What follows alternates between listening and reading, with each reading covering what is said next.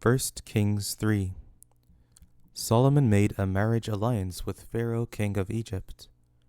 He took Pharaoh's daughter and brought her into David's city until he had finished building his own house, Yahweh's house, and the wall around Jerusalem. However, the people sacrificed in the high places, because there was not yet a house built for Yahweh's name. Solomon loved Yahweh, walking in the statutes of David his father, except that he sacrificed and burned incense in the high places. The king went to Gibeon to sacrifice there, for that was the great high place. Solomon offered 1,000 burnt offerings on that altar.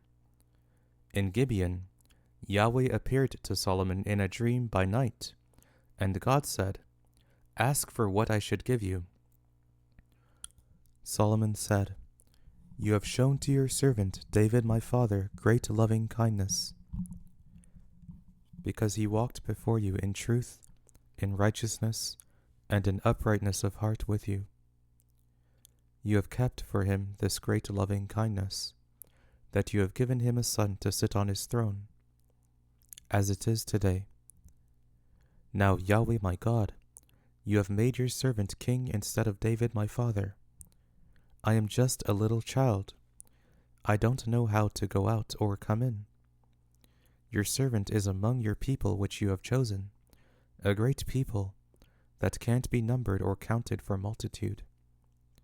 Give your servant, therefore, an understanding heart to judge your people, that I may discern between good and evil.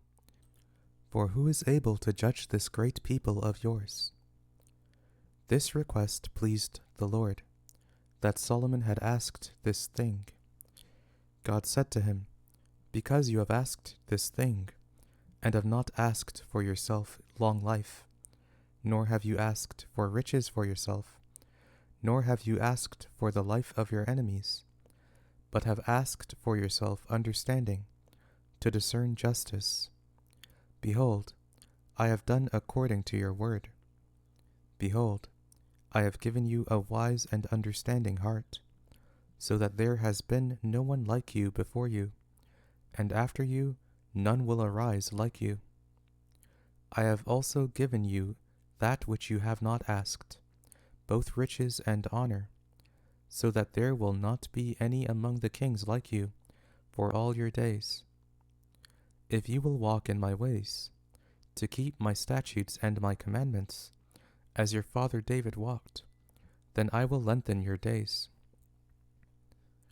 Solomon awoke, and behold, it was a dream. Then he came to Jerusalem and stood before the ark of Yahweh's covenant, and offered up burnt offerings, offered peace offerings, and made a feast for all his servants. Then 2 women who were prostitutes came to the king, and stood before him. The one woman said, "Oh, my lord, I and this woman dwell in one house. I delivered a child with her in the house. The 3rd day after I delivered, this woman delivered also. We were together. There was no stranger with us in the house, just us 2 in the house. This woman's child died in the night, because she lay on it. She arose at midnight, and took my son from beside me, while your servant slept, and laid it in her bosom, and laid her dead child in my bosom. When I rose in the morning to nurse my child, behold, he was dead.